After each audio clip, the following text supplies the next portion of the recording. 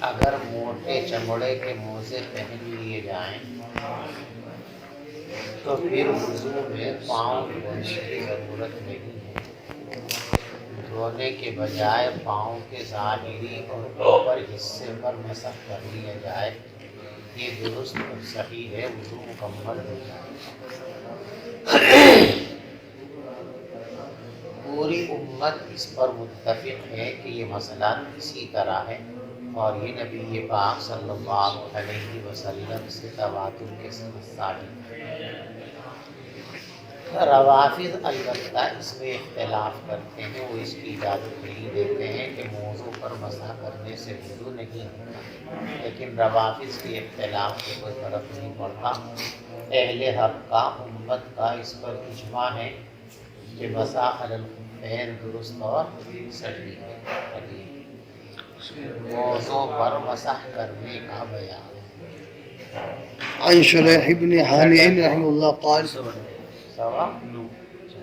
سألت علي بن أبي طالب رضي الله عنه عن المسح على الخفين فقال جعل رسول الله صلى الله عليه وسلم 3 أيام ولياليهن للمسافر ويوما وليلة للمقيم، رواه مسلم۔ ایک مرتبہ آپ نے پاک ہو کر موزہ پہن لیا، 24 گھنٹے تک، ایک دن اور ایک رات آپ اس کو اگر نہ نکالیں، جتنی مرتبہ وضو کریں اس پر مسح کرتے رہیں، یہ کافی ہے۔ ٹھیک ہے۔ مسافر اگر آپ ہیں، سفر شرعی ہے، مسافت شرعی کے مطابق آپ سفر میں ہیں، تو جب تک آپ سفر سے واپس نہ آئیں تب تک آپ کو 72 گھنٹے تک، ایک مرتبہ پاکی کے ساتھ موزہ پہن لیا، 72 گھنٹے تک آپ کو اتارنے کی ضرورت نہیں ہے۔ جتنی مرتبہ بھی وضو کی ضرورت پیش آئے اتنی مرتبہ آپ اس کے اوپر مسح کر لیں، آپ کا وضو درست اور صحیح ہو جائے گا۔ ٹھیک ہے۔ تو مدت مسح کتنی ہے؟ مسافر کے لیے 3 دن رات یعنی 72 گھنٹے، اور مقیم کے لیے 1 دن اور 1 رات یعنی 24 گھنٹے، اسی کو یہاں فرمایا۔ شریح بن ہانی کہتے ہیں کہ میں نے حضرت علی بن ابی طالب سے مسح الخفین کی مدت کے بارے میں پوچھا تو انہوں نے فرمایا کہ رسول پاک صلی اللہ علیہ وسلم نے 3 دن اور 3 راتیں متعین فرمائی مسافر کے لیے، اور 1 دن اور 1 رات متعین فرمایا مقیم کے لیے، رواہ مسلم۔ وعن المغيرة بن شعبة رضي الله عنه أنه غزا مع رسول الله صلى الله عليه وسلم۔ غزا یغزو، غدا یغدو کے وزن پر نظر ینظر سے ماضی کا صیغہ ہے۔ غدا مع رسول غزا مع رسول الله صلى الله عليه وسلم پر جو ہے تشدید نہیں ہے۔ غزا یغزو، دعا یدعو کے وزن پر۔ أنه غزا مع رسول الله صلى الله عليه وسلم غزوة تبوك، قال المغيرة رضي الله عنه فتبرز رسول الله صلى الله عليه وسلم قبل الغائط فحمل حضرت مغیرہ ابن شعبہ رضی اللہ تعالیٰ عنہ فرماتے ہیں کہ وہ حضور پاک صلی اللہ علیہ وسلم کے ساتھ غزوہ تبوک میں تشریف لے گئے۔ تو مغیرہ کہتے ہیں پیغمبر علیہ السلام تشریف لے گئے نشیبی جگہ کی طرف، یعنی استنجا فرمانے کے لیے پہنچ رہے۔ فحملت معه اداوة قبل الفجر، تو میں نے آپ کے ساتھ پانی کا برتن لے لیا، اور یہ فجر سے پہلے کی بات تھی۔ فلما رجعا، جب آپ واپس آ گئے، اخذت احریق علی یدیہ من المداوہ، تو میں اس برتن سے آپ کے لیے پانی ڈالنے لگا۔ فغسل یدیہ، یعنی جب آپ استنجا کر کے واپس آئے تو میں نے وضو کرانا شروع کیا، آپ کو میں پانی ڈالنا تھا، آپ وضو فرما رہے تھے، تو آپ نے سب سے پہلے دونوں ہاتھ دھوئے، پھر چہرہ دھویا۔ وعلیہ جبۃ من صوف، اور آپ کے بدن پر اونی جبہ تھا۔ ذہبا یحسہ عن ذراعیہ، آپ اس کی آستینیں اس طرح اوپر کو چڑھانے لگے، فضاق ام الجبتی،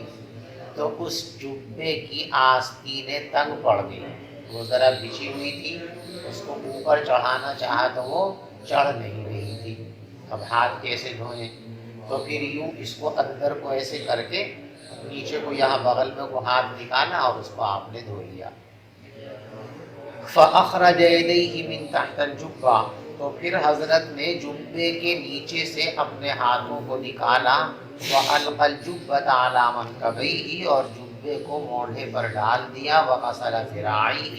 اور آپ نے اپنی دونوں کلائیوں کو دھو لیا، ثُمَّ مَسَحَ بِنَاصِيَتِهِ، پھر آپ نے اپنی پیشانی کا مسح کیا، وَعَلَى الْعِمَامَةِ، اور عمامے پر مسح کیا، نہ امامے پر مسح کیا ہے اور نہ پیشانی پر مسح کیا ہے، یہ راوی کا اپنا خیال ہے۔ دراصل حضور پاک صلی اللہ علیہ وسلم نے پوری امامے کو اور پگڑی کو سر سے اتار کر ایک طرف نہیں رکھا، اس طرح ہٹا کے ایسے مسح کیا۔ تو اب جب ایسے ہٹانے کے لیے یہاں ہاتھ رکھا گیا تو دیکھنے میں ایسا ہے کہ گویا امامے پہ ہاتھ رکھا، امامے پہ ہاتھ رکھا ہٹانے کے لیے، مسح کرنے کے لیے نہیں۔ اسی طریقے سے پیشانی کا مسح نہیں ہوتا، پیشانی تو چہرے کے ساتھ ہے، اس کو چہرے کے ساتھ دھویا جاتا، مسح یہاں سے محبت شام کے اوپر سے ہوتا ہے جس کو سر کہتے ہیں۔ اب جب یہاں ہماری یہ ٹوپی ہے، اگر ہم اس کو ہٹانے چاہیں گے یوں کر کے تو پہلے یہاں سے رکھیں گے نا، تو یوں ہٹانے کے لیے اس کو یہاں مسح کرنا تھا، ہٹانے کے لیے جب یہاں سے شروع کیا تو بظاہر ہاتھ یا پیشانی پر نظر آیا، اسی کو راوی نے کیا سمجھا، پیشانی پر مسح کرنے سے تعبیر کر دیا، ورنہ نہ پیشانی پر مسح کیا جاتا ہے نہ امامے پر مسح کیا جاتا ہے، مسح کہاں کیا جاتا ہے؟ ہاں، سر کے اوپر کیا جاتا ہے۔ ثم احویت لانزع خفیہ، سر کا مسح ہو گیا تو اب نمبر پاؤں کا تھا نا، تو میں نے ہاتھ بڑھایا کہ میں حضرت کے موزے اتار دوں تاکہ آپ پاؤں کھولیں، پھر میں نے ہاتھ بڑھایا تاکہ آپ کے موزے اتار دوں، فقال دعهما، تو حضرت نے فرمایا ان کو رہنے دو، فإنی ادخلتهما طاہرتین، میں نے ان کو پہنا ہے پاکی کی حالت میں، فمسح علیہا، تو حضرت نے موزوں پر مسح فرمایا، ثم رکبا، پھر حضرت سوار ہو گئے، ورکبت، میں بھی اپنی سواری پر سوار ہو گیا، فانتہینا الی القوم، تو ہم پھر لوگوں کے پاس پہنچے، نہیں قافلہ آگے چلا گیا تھا، انہوں نے انتظار کر کے نماز شروع کر دی تھی کہ پتہ نہیں آپ کو کتنا وقت لگ جائے، وقد قاموا الی الصلاۃ، اور لوگ نماز کے لیے کھڑے ہو چکے تھے، ویصلی بہم عبد الرحمن بن عوف، اور لوگوں کو نماز پڑھا رہے تھے حضرت عبد الرحمن بن عوف رضی اللہ تعالیٰ عنہ، وقد رکع بہم رکعۃ، اور وہ لوگوں کو ایک رکعت پڑھا چکے تھے، جب تک حضور پہنچے تو ایک رکعت ہو چکی تھی۔ فلما احس بالنبی صلی اللہ علیہ وسلم، جب حضرت عبد الرحمن بن عوف نے حضور کی آمد کا احساس کیا، ذهب يتأخر، تو پیچھے ہٹنے لگے کہ حضرت پڑھائیں گے نماز، فأوما الیہ، تو حضرت نے ان کو اشارہ کیا کہ تم پڑھاؤ، فأدرک النبی، تو پیغمبر علیہ السلام نے ان کے ساتھ ایک رکعت پالی، فلما سلم، جب عبد الرحمن نے سلام پھیر دیا، قام النبی صلی اللہ علیہ وسلم، تو پیغمبر علیہ السلام کھڑے ہو گئے، وقمت معه، اور میں بھی آپ کے ساتھ کھڑا ہو گیا، فرکعنا الرکعۃ التي سبقتنا، پھر ہم نے وہ رکعت پڑھی جو ہم سے چھوٹ گئی تھی۔ الفصل الثاني عن أبي بكرة عن النبي صلى الله عليه وسلم أنه رخص للمسافر 3 أيام ولياليهن وللمقيم يوما وليلة إذا تطهر فلبس خفيه أن يمسح عليهما، رواه الأثرم في سننه۔ پیغمبر علیہ السلام نے مسافر کو رخصت دی ہے 3 دن اور 3 رات کی، اور مقیم کو 1 دن اور 1 رات کی، جب وہ پاک ہو جائے پھر موزے پہن لے تو وہ مسح کر سکتا ہے موزوں پر۔ رواه الأثرم في سننه وابن خزيمة والدار. اسرم نے اپنی سنن میں اس روایت کو نقل کیا، ابن خزیمہ نے اپنی صحیح کے اندر اس روایت کو نقل کیا، دارقطنی نے اپنی سنن کے اندر اس روایت کو نقل کیا، اور امام خطابی رحمۃ اللہ علیہ نے معالم السنن میں ارشاد فرمایا ہوا صحیح الاسناد، اس روایت کی سند، اس حدیث کی سند صحیح ہے۔ وہکذا فی المنتقی، اور منتقی نامی کتاب کے اندر بھی یہ روایت اسی طریقے سے مذکور ہے۔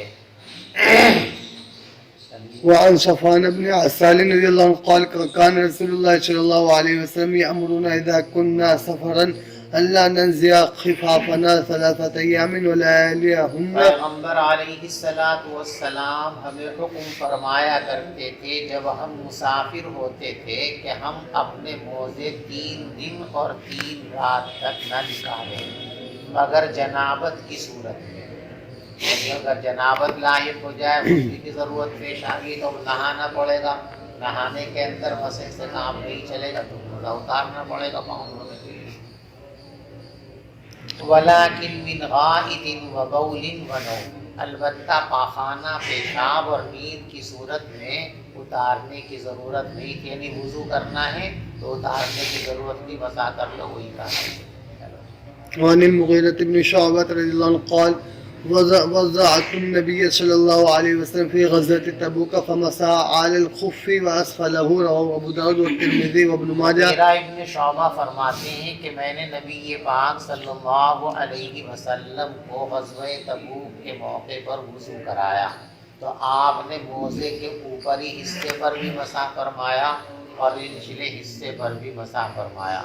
دیگر روایتوں میں اس بات کی صراحت موجود ہے کہ موزوں کا مسح اوپری جانب ہوتا ہے، نیچے کی جانب نہیں ہوتا ہے۔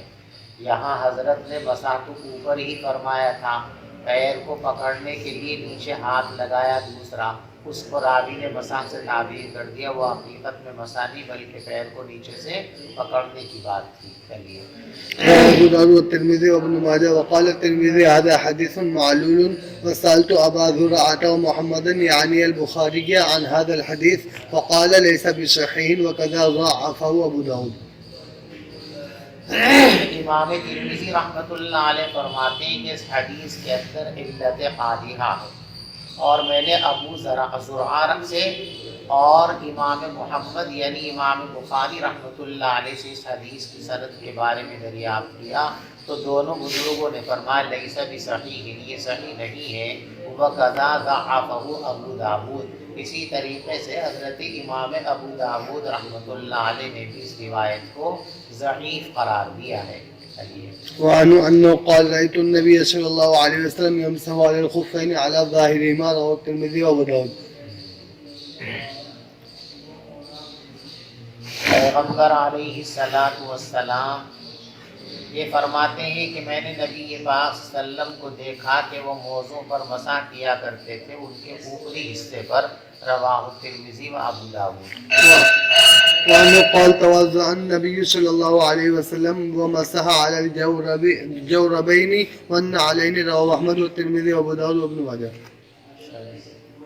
الفصل الثالث عن المغيرة رضي الله عنه قال مسح رسول الله صلى الله عليه وسلم على الخفين فقلت يا رسول الله نسيت۔ حضرت مغیرہ فرماتے ہیں کہ پیغمبر علیہ السلام نے موضوع پر مسح فرمایا تو میں نے عرض کیا اے اللہ کے رسول صلی اللہ علیہ وسلم کیا آپ بھول گئے؟ فرمایا نہیں بلکہ تو بھول گیا ہے، لہذا امرنی ربی، مجھے تو میرے رب نے اسی کا حکم دیا ہے کہ موضوع پر مسح کیا جا سکتا ہے۔ وعن علي رضي الله عنه قال لو كان الدين بالرأي لكان أسفل الخف أولى بالمسح من أعلاه، فقد رأيت رسول الله صلى الله عليه وسلم يمسح على ظاهر خفيه۔ بنیاد نقل پر ہے، عقل پر نہیں ہے، یعنی دین ان چیزوں کا نام ہے جو نبی پاک صلی اللہ علیہ وسلم سے ثابت ہے، جو آپ کی سمجھ میں آ رہا اس کا نام دین نہیں، جو آپ نے کیا اس کا نام دین ہے۔ حضرت علی فرماتے ہیں کہ عقل کا تقاضا تو بظاہر یہ لگتا ہے کہ پاؤں نیچے سے گندا ہو سکتا ہے نا، زمین پہ رکھتے ہیں، اوپر سے تو نہیں گندا ہوتا، اور وضو پاک کرنے کے لیے ہے تو مسا کہاں ہونا چاہیے؟ حلوے پہ ہونا چاہیے، نچلی سائڈ میں ہونا چاہیے، لیکن چونکہ حضور پاک صلی اللہ علیہ وسلم نے اوپری حصے پر مسا فرمائے، اس لیے حکم شریعت یہ کہ اوپری حصے پر مسا کیا جائے گا۔ اگر دین کا مدار رائے پر ہوتا تو موزے کا نیچے والا حصہ مسح کے زیادہ لائق تھا اوپر والے کے مقابلے میں، لیکن میں نے پیغمبر علیہ السلام کو دیکھا کہ آپ مسح فرماتے تھے موزوں کے اوپری حصے پر۔ رواہ ابو داؤد والدارمی معنی چلیے۔